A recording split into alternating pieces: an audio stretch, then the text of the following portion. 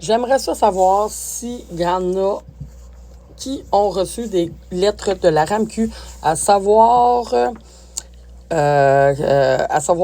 qu'ils devraient de l'argent pour la contribution de l'assurance médicaments. Moi, j'ai 2 résidents ici qui viennent de recevoir des lettres et qui leur demandent des cotisations supplémentaires sous leur médication, des médications qui ne seraient plus couvertes à 100% et qui l'étaient. Mais au lieu de commencer au mois de janvier, ils leur demandent un retour à partir du mois de juillet 2025.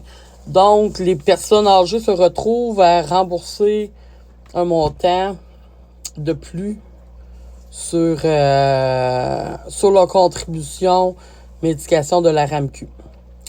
Donc, j'aimerais ça savoir s'il y en a d'autres qui auraient qui auraient vu des personnes recevoir cette lettre-là ou qui auraient même reçu eux-mêmes une lettre pour avoir que la RAMQ leur réclamait un montant d'argent. Et ils ont juste 45 jours pour remettre le montant d'argent, qui est quand même assez un bon montant. Un bon montant, on va se le dire. Puis on va tenir en compte que les personnes âgées, il y en a beaucoup qui n'ont pas beaucoup de revenus.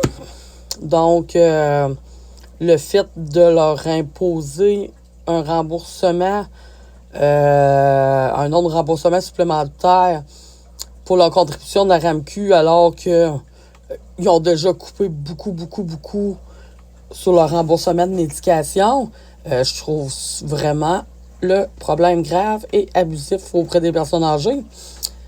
Et il faut se dire que sur la lettre, il est marqué que si la personne ne remboursait pas en 45 jours, il se permettrait de couper directement sur leur crédit de maintien à domicile qu'ils reçoivent par mois pour habiter en RPA. Mais le problème, c'est que le gouvernement a tout le temps dit que ce crédit d'impôt-là était intouchable.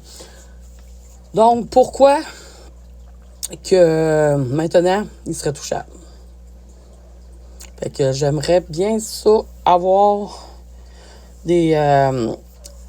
savoir s'il y en a d'autres. Moi, pour l'instant, j'ai deux résidents qui ont reçu cette lettre-là. Puis je le sais que apparemment qu'il y en aurait à peu près 6 000 au Québec qui auraient reçu cet avis-là. Mais c'est que le début. Ça fait que